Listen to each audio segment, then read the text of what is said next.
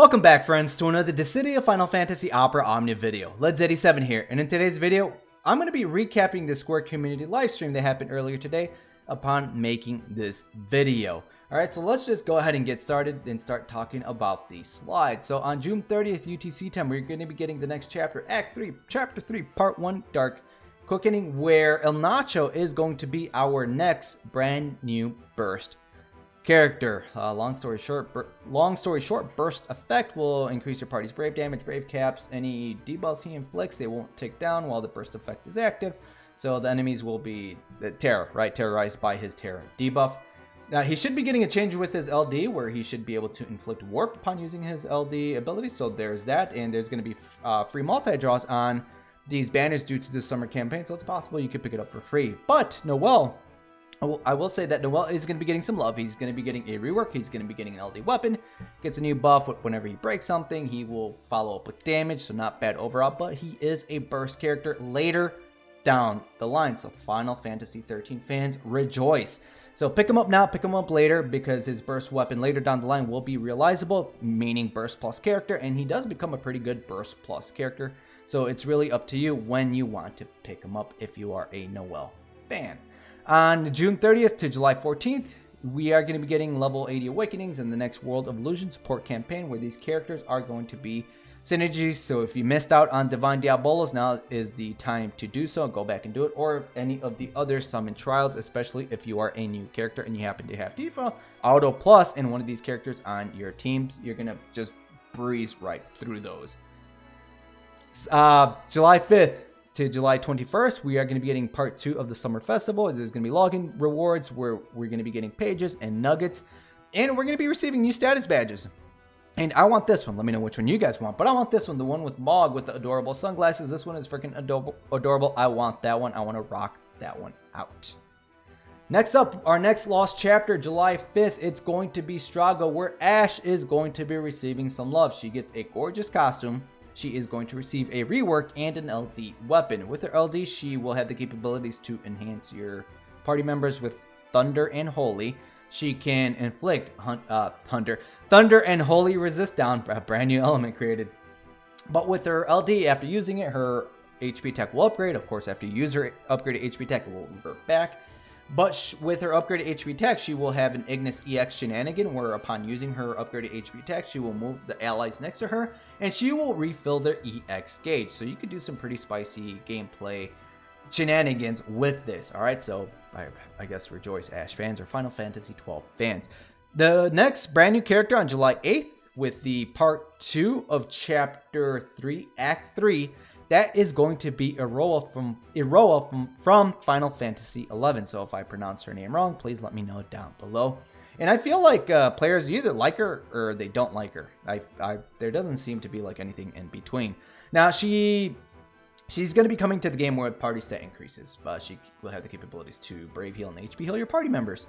With her EX ability, it fills up, you use it, but it doesn't use the EX gauge. It instead becomes a plus form, and you can use it again on the following turn, and then it will consume the EX gauge. But that's not the interesting part about her. She's going to be coming with a buff that for herself and her allies, where 20% of Brave will be held onto upon using an HP attack. So it's like a discounted HP attack. All right, so 20% of that Brave will not be consumed, meaning that your party members will always have Brave on them, especially if she is on the team, or this is carried over to her LD call action. So of course, ideally you want to use this during a burst mode to retain some of that Brave and just dish out more damage as the burst mode progresses and during the finish burst. So pretty useful call action if you ask me, but again, not a lot of players value this, but there's others that absolutely love it. Take it for what it is. If you get it for free, then there's that.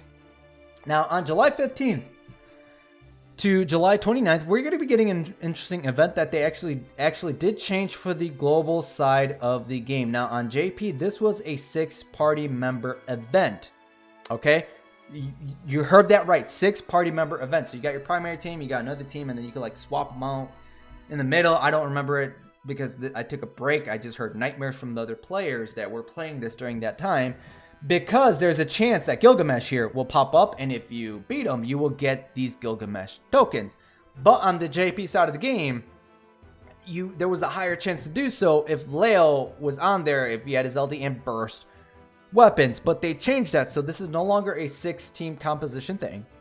And the chances of Gilgamesh appearing are based on quest level. So that will definitely help this out. The developers did listen because, again, I just heard just horrible things about this on the JP side of the game. But Josh did mention that there will be other factors to make Gilgamesh appear. So I hope that it's not really...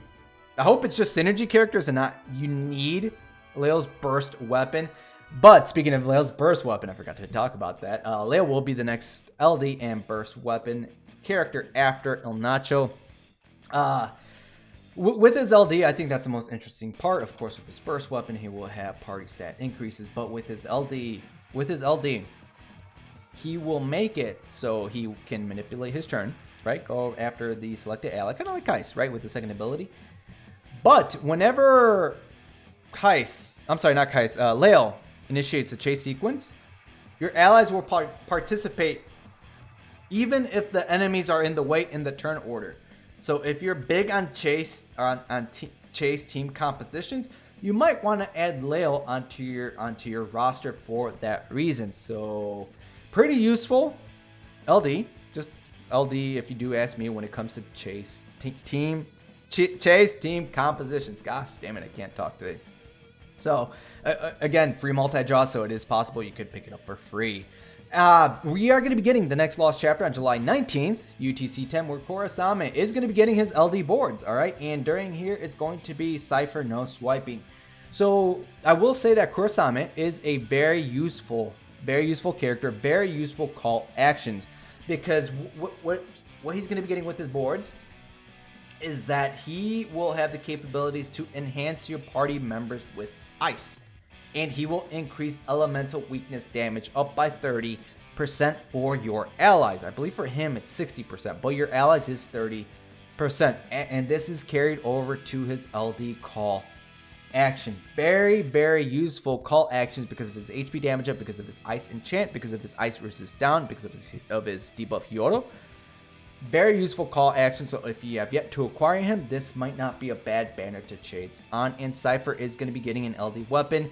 He gets a buff. He can inflict a debuff. Whenever he attacks an enemy with that debuff, he will delay them by 1 turn. So if you're missing out on an attacking delay her, then Cifer might also be the one for you. And we're also going to be getting the next dimensions on Transcendence Tier 3, July 23rd, UTC 10, where Porom.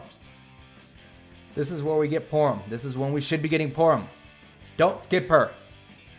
Do not. We'll talk more about her during a worthy video, but do not skip her. You either pull for her or you quit Opera Omnia. Okay? She is one of those must pity units. She is a very useful unit, support type character that severely increases your party survivability, increases her brave gain, which is going to be a very useful thing during the Lufenia Plus era. She was a staple in a lot of teams from her debut into the Lufenia Plus era. But again, we'll talk more about her later down the line. We're going to be getting a support campaign on July 21st to August 6th. And this is where we should be getting a triple LD and Burst banner with Sephiroth, Warrior of Light, and Paladin Cecil. Warrior of Light is going to be getting some love in the form of LD boards. Sephiroth is going to be getting a rework LD boards, and he will also have a gold frame debuff. His LD debuff will be gold in frame. Very useful call action if you do ask me. So not a bad banner if you have none of those units. All right, friends. So that's pretty much it for all of these slides. Thank you guys for watching. Be sure to let me know down below in the comments what you guys are most excited for. Me personally, I'm most excited for Porom. I can't wait for Porom. That is going to be one of those characters that, again, she's going to be pity worthy. I highly recommend that you guys chase after her, and again, we'll get into more details when I do put out the video talking about her. And second would probably be the triple LD and Burst banner. I am waiting for Sephiroth's rework, right? His LD boards. I cannot wait for that. All right, friends. So again, let me know your own personal thoughts down below in the comments. And until next time, friends, good luck and have a good one.